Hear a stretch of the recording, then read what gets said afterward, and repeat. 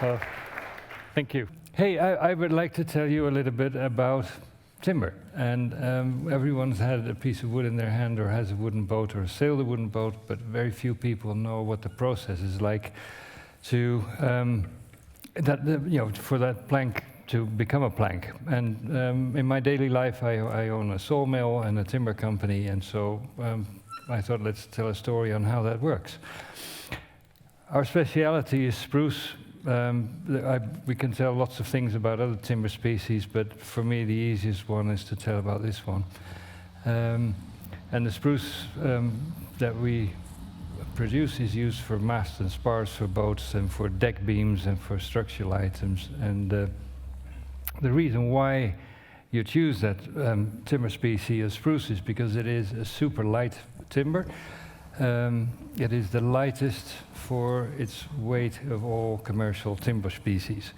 It basically means that it is suitable for masts, where you want lightness and strength, but also for musical instruments like a piano, where you need the resonance and the weight combined to get the volume and the sound to carry all the way to the back of the concert hall, as well as airplanes. We'll, excuse me, touch on that later.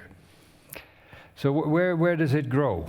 Sitka spruce really grows in the entire northern hemisphere. It grows in Norway and in Ireland and in Scotland, but the soil conditions are not such that it will produce a very good tree. So the optimum area is, as you see on the chart here, in the southeast part of Alaska and the far northwest part of British Columbia, and then only along a small coastal region where you have that exact soil conditions that you're looking for. The key thing is that we need lots of water. If you have a really wet year in Finland, you probably have 1 meter of rain or 3 foot of rain. Actually, the property where we have the sawmill, in a normal year we have 12 to 14 feet of rain, and on the coast we're at 20 feet, 6 meter rain. On the mountains and normal to get 12, 13 meter snow. It's tremendous what comes down. The last picture was just my commute to work. Anyway, here we are. This is where I spend about 1/3 of my life. It's not always like this, but it can be pretty nasty, but for the Finns this is normal too. The first part is to actually try and find a suitable tree. And since we're looking at boat lumber and high-end applications, the quality of the wood there's super high demands. And so I need to travel along the coast, and basically my travel starts at the Haida Gwaii Islands and then all the way north to southeast Alaska, Juneau, Baranof Island. There are no roads. There are some roads, but they're dead ends, sort of, well, as we say, you live at the end of a dead-end street in the middle of nowhere. There's, our normal way of transport. Well, it shows. If in a normal village, this is a public parking place. And actually, flying, it's not. If you charter the flights, they're expensive. But I usually just go to the post office and ask when they're flying over to Klawock, and he said, "Hey, Johnny, I'll fly tomorrow at 7." And you pay $50 and you fly. If we can't fly, then we take a boat. This is just crossing Devastation Channel on a calm day. The weather conditions are just ugly. And what the part I really enjoy about there, where if I travel in Europe, you're stuck in traffic jams, and over there I just have whales blocking my way. And this is just from an iPhone, as the boats go by. All the pictures are really iPhone pictures, and if it's not a whale, it's just a bear catching a fish. The one at the top was a grizzly who came and say hello, and I had the window of the car open. I don't know how good idea that was, but I'm here. And sometimes, and this is not timber related, but I just have to go places, and this was a day where I said to the pilot, hey, we're really, really close to the Mendenhall ice field, which is an ice field where the ice is 600 meters, almost 2,000 foot deep. And the NASA used it to train the astronauts for the landing on the moon, because they figured it was the climate on Earth closest to the climate and the conditions on the moon. And normally you just can't land there. It's too bad. But I was just lucky. We were there. Beautiful day. I asked the pilot, "Hey, can we land?" He says, "Johnny, let's try." And I spent a day there, and it was phenomenal. Sorry, that was nothing timber and boat related, but. Okay, so we're still looking for a tree. This is our travel as we fly over. Finally, we get to an area where the Forest Service, because it's all government controlled, they basically feel that that's a hopeful area. And from there on, we hike by foot and inspect the trees. One of the things that is super critical nowadays, and rightly so, is environment. We can fill a whole symposium about that, but we need to look at the environment, and there are studies on before anything happens. We have environmental impact studies where you look at the deer and the salmon habitat and erosion of soil and how do you restore it. To give you a little idea on time frame, first time I actually visit an area until all the permits are there. It's pretty normal. If it goes quick, it's 2.5 years. It can be up to 5 years from the moment of allocation of an area where there are hopeful trees until there is a chance to harvest them. 2.5 to 5 years. So you need to be patient. My job is primarily just looking at areas. I look at soil conditions. I look at exposure to weather. On which side of the mountain are we? What are the prevailing winds? Do these trees have a chance to grow old without developing tensions? We take core samples out of the tree. It's about 1/3 of my life I spend out there just trying to figure out what would be suitable wood for, or suitable trees for masts and spars and high-end applications.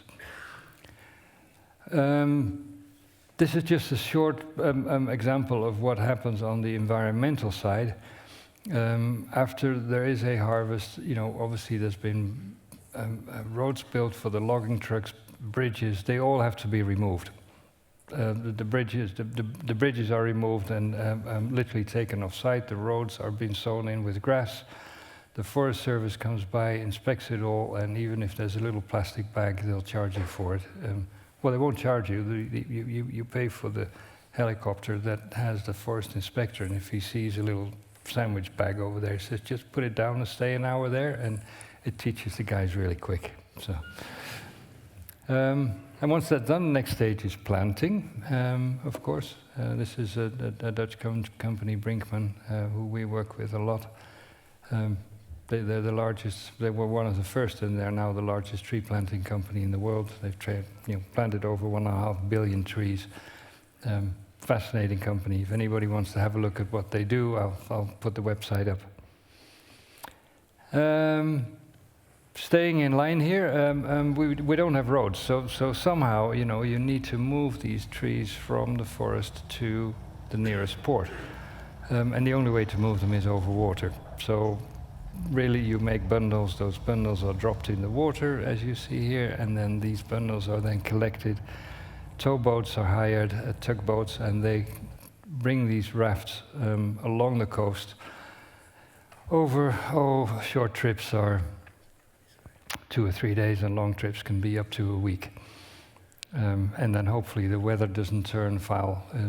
You can't, like the speed with a raft is 2.5, 3 knots, so it's slow going, and you're in the Pacific, big waves. Yeah. Okay, here we are on land. The logs are out, the final inspection comes, and our job then is to look at each individual tree and look at what we call indicators. So you look in the bark, and where you see the little circle, that's where there was a branch. That branch translates into a knot, and that knot basically makes that you don't want a mast out of that material.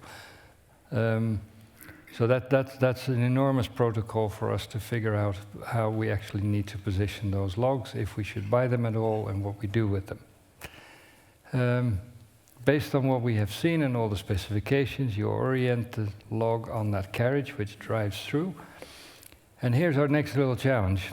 And this is something that you all need to deal with, is wood is an anisotropic material. Now, I thought I had an idea to show what that is for the people who may not know. Oops, hang on. So what anisotropic means is that in each direction it has different properties. So if this would be a piece of aluminium, and I would try to bend it, it would be nice and stiff in each direction. It really doesn't matter. If this is aluminium, if I cut a strip out in this direction, that direction, that direction, it's all the same. Same shrinkage, same swelling, same strength, and just for the fun of it, to try and illustrate it, I cut two pieces out of here. One where it's nicely in the length, and one transverse where really that's all you need to do. That's anisotropic behavior, not only in strength, but it's also in the way that sound moves through wood. So like on a grand piano there, we actually use that sound travels 3 times as fast along the grain as across the grain. When it comes to shrinkage and swelling through moisture, same effect or even more dramatic. Here you can see, for instance, just the effect that I was just showing where, you know, how on earth is it possible if this is under 45 degree. If your grain drops off 15 degree, you lose half the strength of the piece of wood. It's dramatic. So with everything you do when you try to find a good piece of wood to build something that needs to be resistant to force, you look at how is that grain orientated, the annual growth rings. You can do it visually, which just about everybody does. I was deeply involved in developing X-ray and part of the group at the Institute of Applied Scientific Research that developed it in Delft, and that was a project of 20 years, but that did become the industry standard and was patented and built 300 times, and so we use X-ray to find out what the orientation is of the grain and what the effect is of the strength. The other one you can do, as I just said, if I know that my sound travels 1/3 of the speed crosswise as along the grain, then all I need to do is measure the speed of my frequency through the wood and I can calculate the strength. That's what we do every day at the mill. And based on that data, you then orient, how do you cut a log? So the normal way, if you buy a piece of wood, people just take the cylinder and cut it through and through, and that's it. 99.99999% of all the wood in the world is cut like that. And what you do is you basically miss the chance to optimize the strength. It's almost like if you're building a bridge out of concrete and you don't really care in what direction the reinforcement is. You just throw some iron in and Bob's your uncle and hope all is fine. If you try to do it right, then try and orient the grain exactly in the direction you want, not only for strength, but also for shrinkage. And that's what they call quarter sawing. And with quarter sawing, we use every possible, we use every possible idea and technology there is to optimize the strength of a piece of wood. All right. So that was the theory. Let's cut some wood. This is the reality. So here's a bandsaw.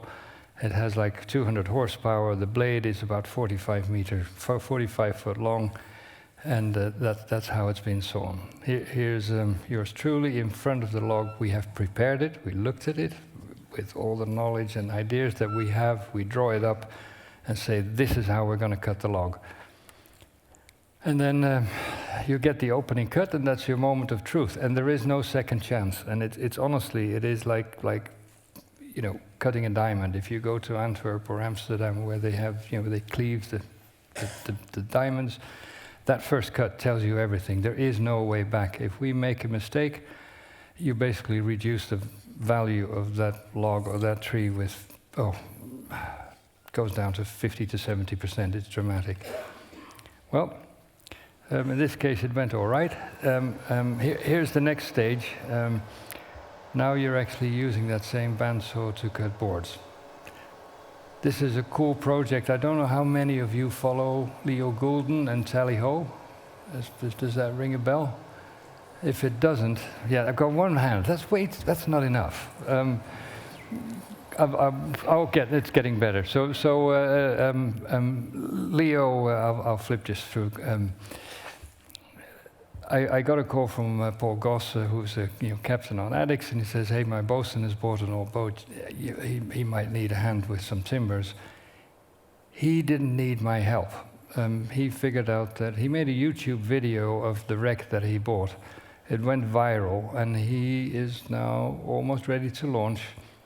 And he's built a community of wooden boat lovers and enthusiasts and people who follow the project. I just checked, 483,000 people check his videos every week or every 2 weeks. We'll put that up. If any one of you is not following it, it is fantastic. So the man needs support, and go and have a look. Anyway, just what you just saw there is as the wood comes off the machine, we need to move it. We do that with vacuum. We can lift roughly 1 ton using vacuum. And as we work our way through the log, those decisions that we were talking about, the grain, come back all the time. And we have this little committee that keeps on trying to figure out and make the right decision.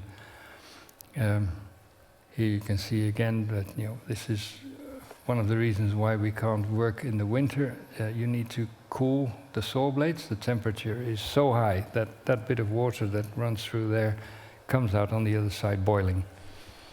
If you do it in the winter, everything freezes up, and we have minus 25, minus 40 sometimes. Not pleasant. Good. And as you saw the little sketch that I made, you work your way down the log, and each time you keep on turning and looking for grain, and how do you work it out? And this is the final stage. You have those quarters, and now you're finished with the tree. And then once you have sawn the tree to boards, then you still have, there's a piece of bark on, and there's on the other side there is hard defects, and those need to be cut out. And these are all boards which are 40 foot long. Yeah, and it's hard work. Let's see if it goes in. Oh, no, there you go. Here you can see that's the final stage of at least what happens in Canada. Next one, from there on, you need to dry the wood. There's moisture in, so you do air stacking. There's little sticks that go in between. The natural drying for a couple of months. And once that has happened, it goes on a truck. American trucks, of course. Goes down to Vancouver, which, to give an idea of where we are, it's about 1,500 kilometer over road to get to Vancouver, and it's just straight south. Well, now we have a piece of wood, and that piece of wood needs to be remanufactured into something you can use on a boat. It's got all the different qualities and different dimensions, and that's what happens in the mill in Holland. So it's being optimized and dried and planed and worked out to a semi-finished product. This, for instance, is actually for those pianos. That's the main thing that we do. That's sort of the water that at least my company floats on. Is we build or we produce the wood for grand pianos. And that's about 3/4 of what we do, and about 1/3 of all the pianos or at least 1/3 of the pianos in concert halls around the world have a soundboard that comes from this mill. Here's Joep. So this is just part of the work that happens in Holland. It takes a long time. If you think about it, the first time I looked at the tree that Joep is cutting there now, that was from the if it goes really fast, it would be, including logistics, 3 years, 4 years. Sometimes, it takes 5 years from the moment that we actually find the tree, purchase it, until it is being shipped out. Here's a few examples of what happens with it. This is a 12-meter mast being built for Nini Anker. Part of what we do in the mill in Holland is we actually cut the staves and work with naval architects and so forth. Somebody copied that one. Here's sounding boards for the grand pianos, like you see over there. Here's a cool project. This was Elena, which is a 2-mast schooner, Herreshoff schooner, where a Dutch company, Ventis, they built all the spars for it, which was volume-wise. That's been by far the largest project for anyone involved. Spectacularly beautiful boat. Here was Beatrice Aurora, of course. If you don't love that boat, then go and see the doctor. She's beautiful, just fantastic. So that was built in Stockholm, the newest spars for that. Here's some, that's Bobcat. She was restored at Cantiera Naval d'Argentario by Federico Nardi, and it's Dougie Peterson at the helm there. So there's a variety. I'm just really lucky with those projects. This is like anyone who doesn't know this, promise me, Google it tonight, look at YouTube, have a look at it, support it, like it. It's important. You'll see why. Good, and if it isn't boats, just to wrap that up, it's guitars. This man plays with guitars built from the wood that we produce for him. Airplanes. That's a very important part of it. This is a de Havilland Mosquito, which was a plane that was developed in World War II. Mr. de Havilland had a great idea. He said, listen, all these planes are built in steel or in aluminium. We don't have enough, let's build it in wood. And he came up with the idea, built a prototype in 1943, and then built 7,000 of them in the coming 3 years. And I think that helped in the World War II. There's only 4 of them in the world that are flying, and I have the bragging rights of being the only one that has the approval from the civil aviation authorities to supply the wood for these highly loaded planes. Just to put it in perspective, that wing the guys are building up, that's 5,000 horsepower hanging off a wooden structure. Rolls-Royce Merlin engines, 2 times 2,500 horsepower, and there's just 4 bolts of steel and the rest is wood. Very, very complicated and highly loaded. For that, there's only way that you can do that if you have your own lab, so you need to test for actual compression and E-modulus and what have you. So, yeah. Well, we're almost there. These are my friends in Canada, and they all say hello. And that was my bit for today. Thank you very much for your attention.